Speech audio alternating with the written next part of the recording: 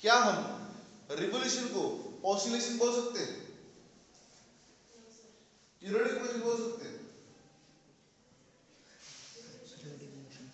निक्की ने कहा था कि ऑसिलेशन, रिवोल्यूशन को ऑसिलेशन बोल सकते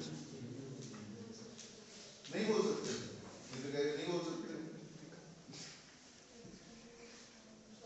एक फिक्स इंटरवल ऑफ टाइम में अगर रिवॉल्व करे तो फॉर एग्जांपल हमारी अर्थ, क्या हम उसको ऑसिलेशन बोलेंगे?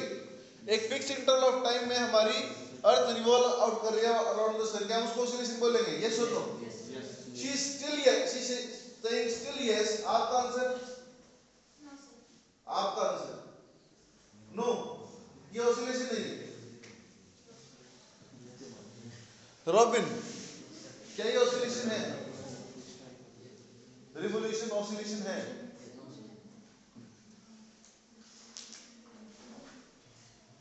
खुशी, रिवोल्यूशन ऑसिलेशन है? पीरियोडिक मोशन है?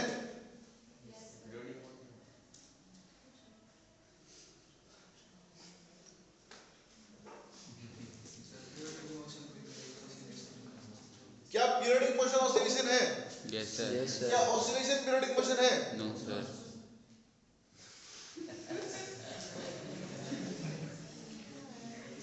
आप ना एक गहरे कंफ्यूजन में है, तो आज हम इसी कंफ्यूजन को रिजॉल्व करते हैं, ठीक है? अब बात करते हैं ऑसिलेशन की।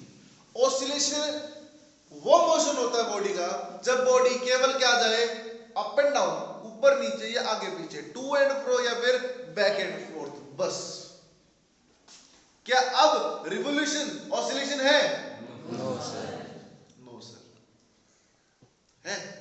No sir. No sir. दोबारा से, हर वो बॉडी ऑसिलेटरी मोशन या ऑसिलेशन मोशन में कहलाएगी तब जब उसके पास एक वाइब्रेटरी मोशन होगा, एक फिक्स पोजीशन होगी जिसके अराउंड बॉडी पहले राइट जा रही है, फिर वापस आके उसी पोजीशन पे आ रही है और फिर कहां जा रही है?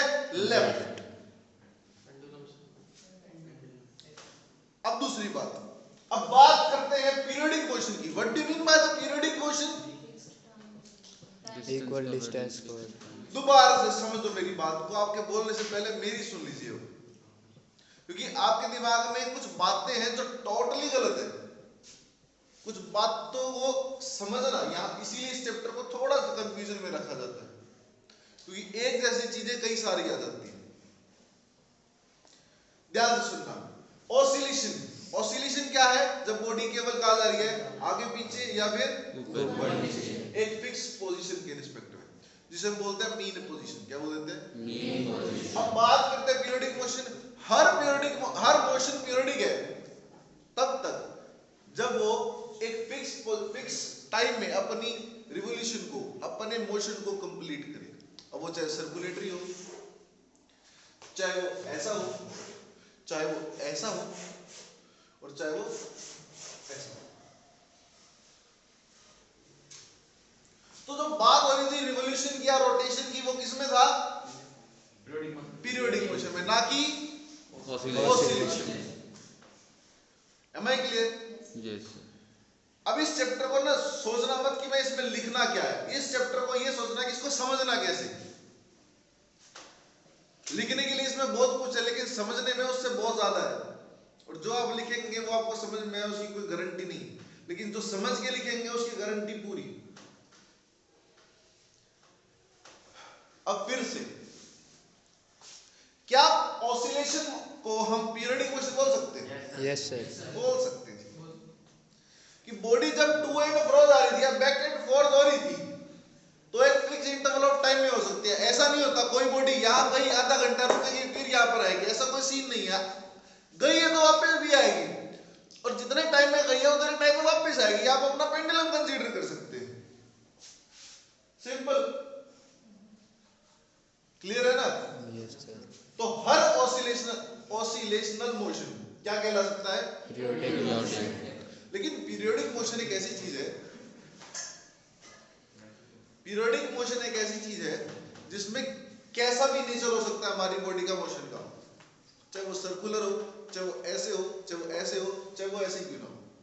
इसकी केवल एक शर्त है, बॉडी चाहे कहीं मर्जी जाए, कैसा मर्जी पाथ फॉलो करे, इसको कोई फर्क नहीं पड़ता, लेकिन एक टाइम पीरियड इसके लिए मैंडेटरी टर्म है कि उस एक फिक्स्ड इंटरवल ऑफ टाइम में बॉडी को अपनी पोजीशन को रिपीट करना ही पड़ेगा।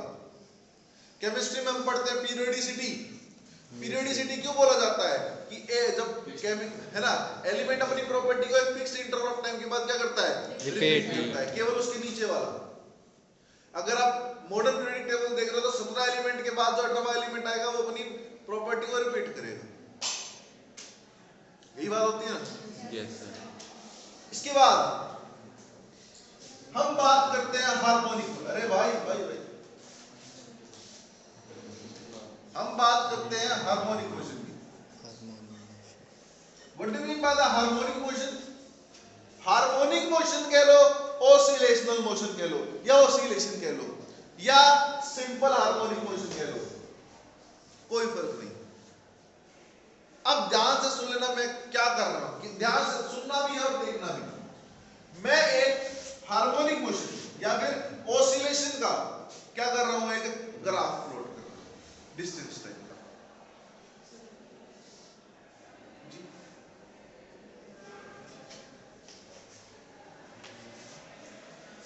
हमारी बॉडी मीन पोजीशन पे खड़ी थी। फॉर एग्जाम्पल किसी के पास कोई केबल है, कोई धागा, कोई रस्सी,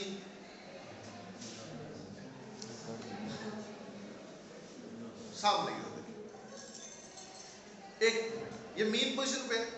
अच्छा, इसको हम यहाँ पे भी सरका सकते हैं। मान लीजिए पेंडुलम है ना, तो बॉडी उधर जाएगी, ऐसे होगा ना, सिंपल सी बात है। फिलहाल के लिए मैं चाहे यहाँ पे रख लूं बॉडी को, चाहे मैं यहाँ पे रख लूं। देखो इसे बोलते हैं एक्सट्रीम एंड, या फिर ये मीन पोजीशन नहीं हो सकती, ये इसका एम्पलीट्यूड होता है। क्या होता है? Amplitude is known as the maximum displacement. आपने इस बॉडी को कितना डिस्प्लेस कर सकते हैं मैक्सिमम, यहां ले जाकर छोड़ दीजिए, इसकी हद है। Yes sir. बॉडी आएगी कहां पे आएगी? अपनी मीन पोजीशन पे। ये इसकी मीन पोजीशन नहीं थी, यहां से तो हमने इसको डिस्टर्ब कर दिया। मीन पोजीशन वो होती है जब बॉडी घूम फिर कर अपनी पोजीशन पर वापस आकर रेस्ट पर आ जाए, वो उसकी मीन पोजीशन होगी। क्लियर? लेकिन अगर ये देखा जाए तो ये इसका मैक्सिमम डिस्प्लेसमेंट है, कि हम इसको इससे ज्यादा डिस्प्लेस नहीं कर सकते अगर हमें पेंडुलम लेना है तो। क्लियर? अब इसके बाद होगा क्या? बॉडी जैसे मैं इसको यहां से रिलीज करूंगा, छोड़ूंगा, बॉडी अपनी मीन पोजीशन पर आएगी, पॉइंट 0 पे। और फिर उसके बाद कहां जाएगी? इधर। ऐसा ही होगा? Yes sir. और फिर यहां से वापस ही आएगी और फिर कहां जाएगी? इधर। ठीक है? अब मैं इसे ग्राफ प्लॉट कर रहा हूं।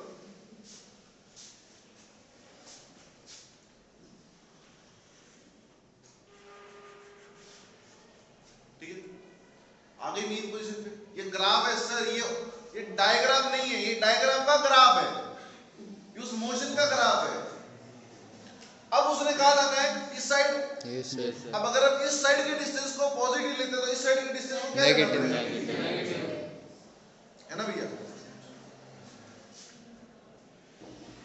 और इसके भी एक्सट्रीम एंड तक जाएगी। दोबारा से देखिए, पहले यहां से डिस्टर्ब किया, यहां पे आई, मतलब यहां पे आ गई, फिर हम यहां पे गए तो मतलब नेगेटिव में यहां पर आ गई। अब हमारी बॉडी वापस कहां जा रही है? मीन, मतलब वापस से 0 पर। तो ये